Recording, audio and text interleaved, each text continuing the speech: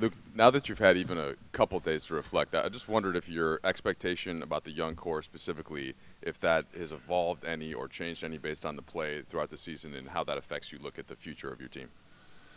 Yeah, they did a nice job of raising that expectation.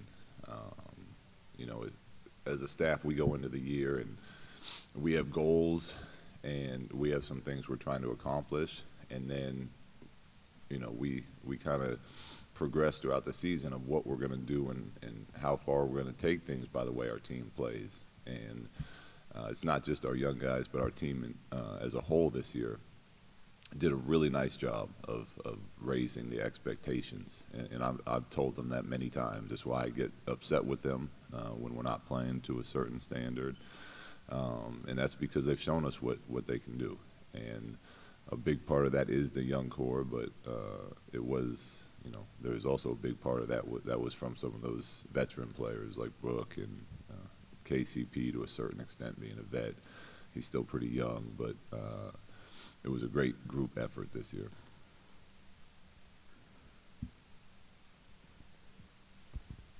Luke, what are you most proud of when you look back at the season? What are you most proud of? I think I'm most proud of the fight that our team has, the fight that when we were on that 9-game losing streak, we didn't give in. We pulled together. We stuck together and we came out stronger on the other side, started winning a lot of games. And we did that by playing as a team. We did that by continuing to work. I mean, there's really no substitute for experience, in going through that experience as a group and coming out the other side. I think was so valuable for us. That's probably the moment I'm most proud of. The goal or the thing that, take the moment out of it, but the overall goal that I'm most proud of is that we finished 12th in defense, where we were 30th last year, and I think 29th the year before that, and that was a huge emphasis for us. And we started day one of training camp talking about nothing but defense and working on nothing but defense. So to see that pay off and see these guys get better on that end of the floor was awesome. Look, just going back to what you just said about the defense and how much of the movement of the ball also had they improved.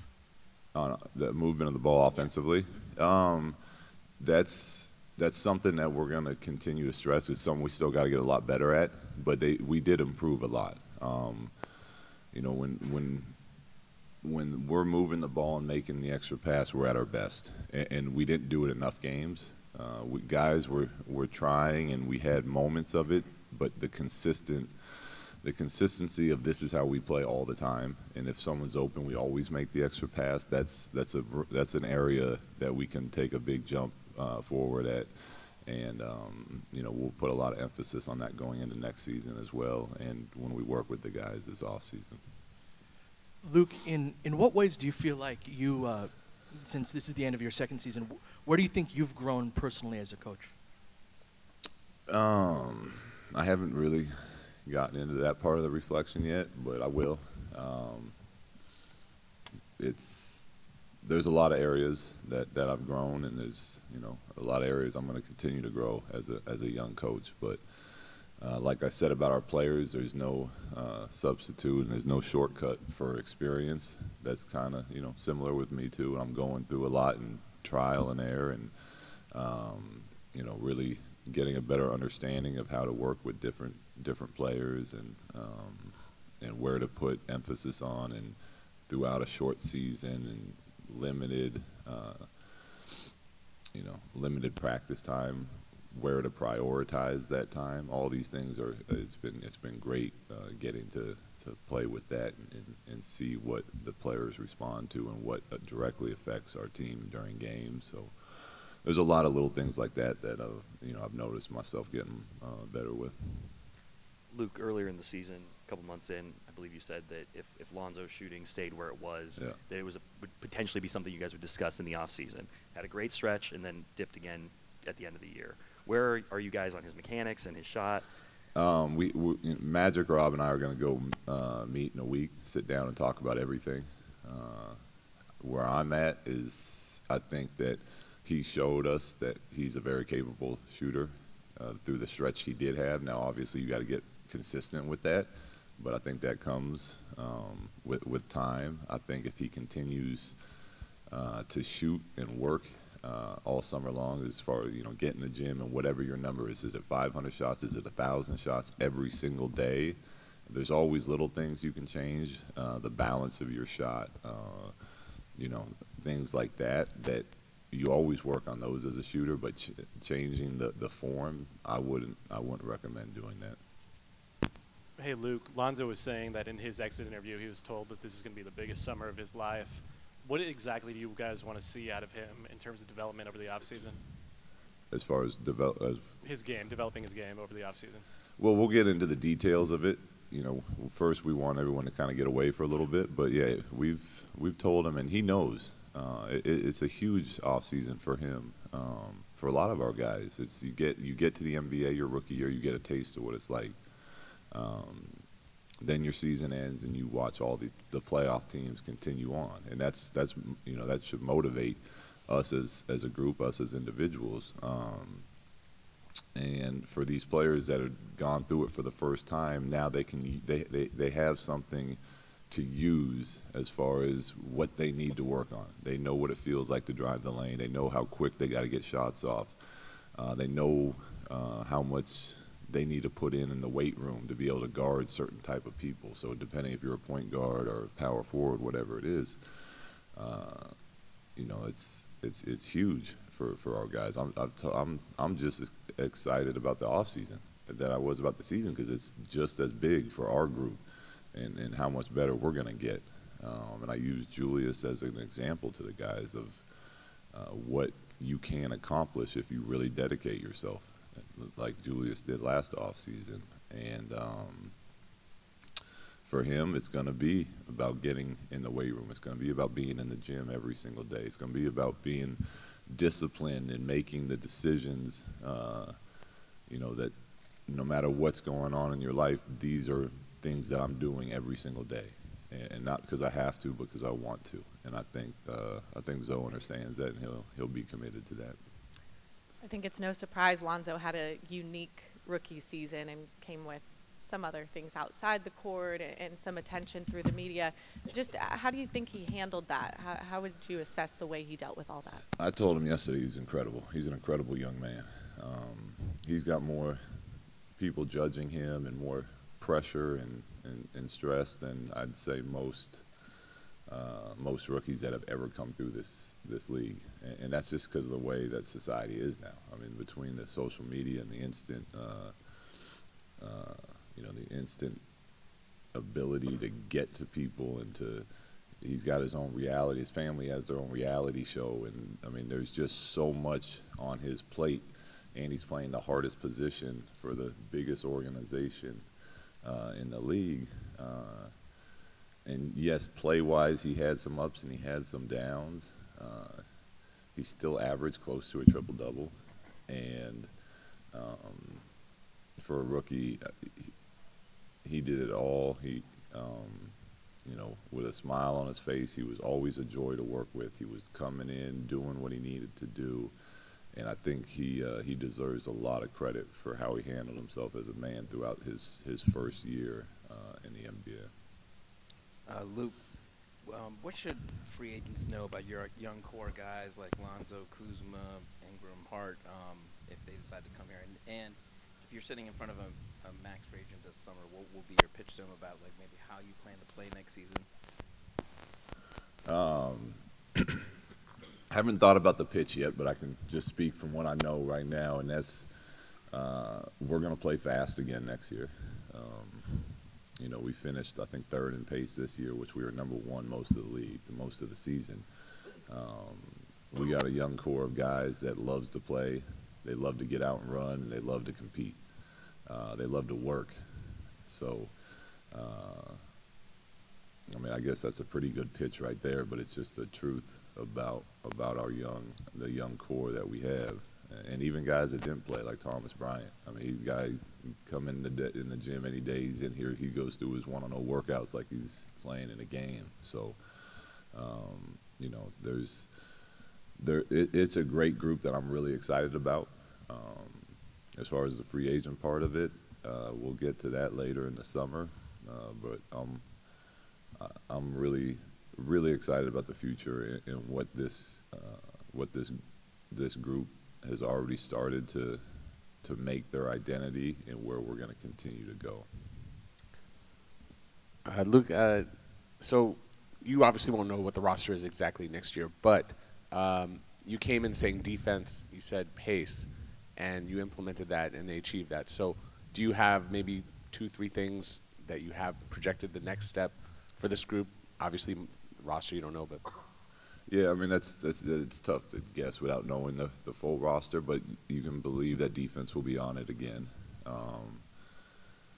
You know, that's something it's why, you know, you look at the teams, and the good defensive teams have had some time together, because it takes a lot of continuity and always understanding where people are supposed to be and knowing your teammates' strengths and weaknesses. So that just takes time, but that'll be a huge emphasis for us again next season. We're going to play fast. It's one of the reasons we went out and drafted Zoe, because we love the way he can push it. You know, we got guys like Brandon that can bring it himself, push it. You know, if you work on your ball handling and you prove to me that you can bring it up the floor and you're big, we're going to let you fly. So that's kind of one of the core staples of what, you know, how I believe the game should be played. It should be played fast. So we'll do that again. But as far as some of those details and what the emphasis will be dependent on how the roster gets filled out. Luke, you talked about how defense is about continuity, but with all the injuries, you didn't really have that much of it, but you still managed to jump from last to 12, 13. What does that tell you about the ceiling or the potential of your roster in terms of defense? Well, it tells me that we got great effort from everyone, because a lot of times our coverage is like the technical part of the defense wasn't great, but we had guys that were flying around and giving us everything they had, and that's the most important part of defense, is the effort that goes into it. You can put in all sorts of coverages. It doesn't matter. If the effort's not behind it, your defense isn't going to be good. So I thought we had a really nice job of getting a consistent effort this year, and then the actual rotations and the execution of it is where we can still get a lot better at. And that means that the ceiling's very high. I mean, you mix the effort with the continuity of doing the same drills, the repetition, which is the best way of learning in our league, day after day for multiple seasons, then the execution cleans up a lot. And obviously you got to keep that effort, but that's how you become a top defensive team. And I think that our group, obviously, we'll see who we have next year, but with some of the young guys that are definitely going to be here next year, we got some good pieces for that. Hey, Luke. The young guys yesterday were saying that obviously they would welcome like a max level free agent to come join the team in the summer, but at the same time, you know, they kind of want to have they want to also become one of the max level guys in the next few years, and kind of want to play up to that. How does the organization balance the desire to get one of those top tier guys versus the guys you have now wanting to develop into those types of players?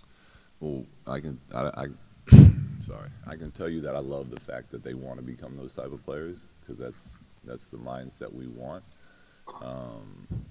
But with, you know, that takes a lot of hard work and a lot of discipline, and that's, you know, for the young guys that are here, they're still a couple years away from that. As far as how you balance all of that, I've said, you know, all along, it's my job to always approach the team as this is the group that we have, and this is who we're working with. You know, who we bring in and who, you know, I'm obviously will be in talks with Magic and Rob on that, but they've done a really nice job, I think, and they'll continue to do a good job of building our roster to the team that we think is eventually going to be able to win championships. Luke, there was a lot of attention, especially in the beginning of the year, about your relationship with Julius, and he was open about not always being happy with his playing time, but you guys maintaining a productive relationship. What was your takeaway from sort of that experience as you're learning more about doing that? Well, I think it was great for both of us, and I think that's why I put a huge value on within the culture as far as relationships and being in coaching for for those relationships, for trying to help players get better and try to obviously live their ultimate dream out. And when you have those type of relationships, I think you can truly challenge people, and they should be able to challenge you back. And I think that was a perfect example of Julius and I. We did not agree on things earlier in the year, later in the year too. But because that trust was there, and he was willing to continue to work, it ended up being great for him, for the team. I think he grew up a lot this year. I think when you have players with the type of potential that Julius has and some of our other young guys have, they need to truly be challenged to push themselves to be great, or to take their game to the next level. And I thought we encouraged him. We knew how good he could be, but we challenged him to take it to another level. And he ultimately got there, and he did all that on his own. He deserves all that credit. Like I said, when I sat down, he committed himself in this past offseason, and he showed up in better shape than he's ever been, and he's a pretty good athlete as it is. And whether things were going good or bad for him, he kept working. And when he started, which is a great lesson for all our young guys, he took the opportunity that he had, and he owned it. Every single night he's coming off the bench as our backup five and dominating other backup fives. And when you do that, you focus on what you can control and you do it to your best ability, then your opportunities are going to get bigger, and then you're going to get a chance. And then he continued to play at that level when we threw him in the starting lineup. And there was a couple struggles early on with the changing of the lineups, but he earned everything he got this year, and I'm happy for him, excited for how his offseason is going to play out. Luke, in regards to Alonso, you talked about the difficulty of playing the position, as a rookie and all these other things, and then also mentioned that he's got a lot of other stuff going on. What is the right balance, do you think, between the focus you have to have on the play and the stuff guys do off the court? Well, the stuff that happens off the court goes away if you're not playing on the court, if you're not performing on the court. And I think Zoe, he loves the game of basketball. So I think he realizes that it's just part of the experience and going through it is learning how to say no to certain things and prioritizing your time, because everyone's going to want your time. The people all summer long are going to want Zoe here and there. Fans are going to want to see him. The Lakers we're going to want him in here. You know what I mean? He's got his family. He's got a daughter on the way. So he's got all sorts of things pulling at him. And as a player, it's important that you prioritize. Now, what that is different for everyone. I'd say make basketball your number one priority. That's not true. It should be your family. And basketball very close. Now, depending on how the upbringing is, but you have to individually, depending on your situation, decide where that lies. For some people, it's religion in there as well, but basketball should be on the top of that list somewhere. Is it harder for him because the family stuff and the off-court stuff are tied together so closely? I'm sure that's challenging as far as picking and choosing, but that's something you'd have to ask him. I don't know how hard that is for him. I know that I came from a big family. I know that that I love spending time with my family, but they support my decisions that I make either way. I can't speak for him on how challenging that is for him, though. Hello. You had an unusual situation this year with Luol that I assume got kind of awkward at some points. Is that if he winds up back here for another year, is that a sustainable? Like, is it sustainable to do things the way things were done this year, just between both? I think between us, it is. Luol, I give him a lot of credit. I know he makes a lot of money and he gets paid, is what the critics will say. But I also know the human part of being in this league and not playing, and it's hard. I don't care how much money you make. You want to play. You want to prove to people all the work you do, what you're capable of.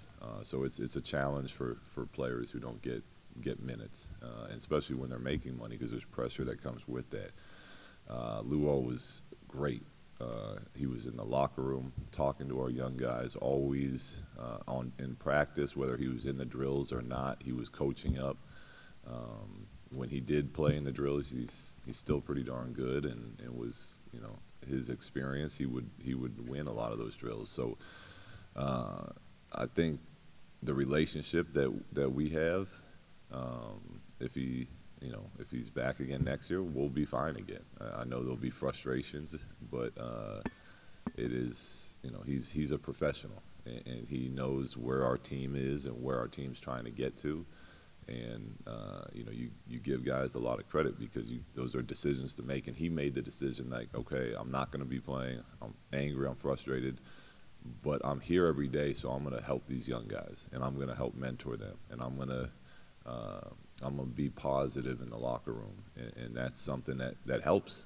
There's a lot of players that go negative and they start sucking the energy out of what you're trying to accomplish, and that's not the case with him. And he was, even though he wasn't playing for us, he was very beneficial to what we were trying to do as a group. And this is a different topic. How during the season, how much interaction did you have with Magic, and what were those conversations like when you did have them? They were, a lot of times I'd call them on the road. If we're on these, they have with the new schedule, I feel like you're on 9-day road trips every couple of weeks. But I think it's good, to get a different perspective on things. So I would call him and ask him what he sees, because we get so locked in what we're doing that it's good just to bounce stuff off other people. So I would call him on the road and we'd talk basketball for a while, and he'd give me opinions on different guys.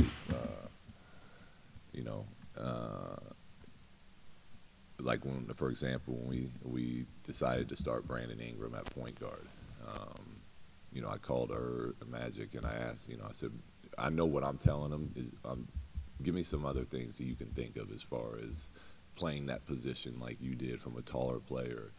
And he gave me some advice on some suggestions for him, but things like that we talk about, and then obviously when we're home, stop by the office and shoot and talk hoops with him.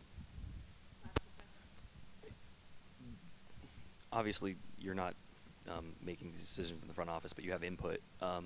How big of a priority do you think it is that this team finds some way to bring Julius back? And what will your message to Rob and Magic when they come to you about that be? Julius is a big part of what we've accomplished this year. I think continuity is a big thing for us, and I think it's obvious that, yes, I would love to have Julius back next year. And now there's other factors that go into that, but from a coaching standpoint, I would love to have Julius back. Luke, you've talked several times this year about the difference between the top All-NBA type players and everybody else. And I just wonder, from what you've spent a lot of time with Brandon Ingram now, why do you see him as having a chance to get there? What about him has stood out for you, and how did this year impact that? His work ethic is most important.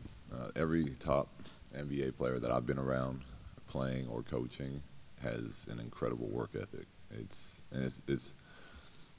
almost not even a work ethic. It's who they are as people. They do their work every single day, and it doesn't even feel like work. It's not like they look tired or they're disappointed they have to do it. It's just who they are. And I think Brandon has done a really nice job of setting that as part of his foundation. And then obviously work ethic isn't good enough alone. You have to have the skill set and the feel for the game.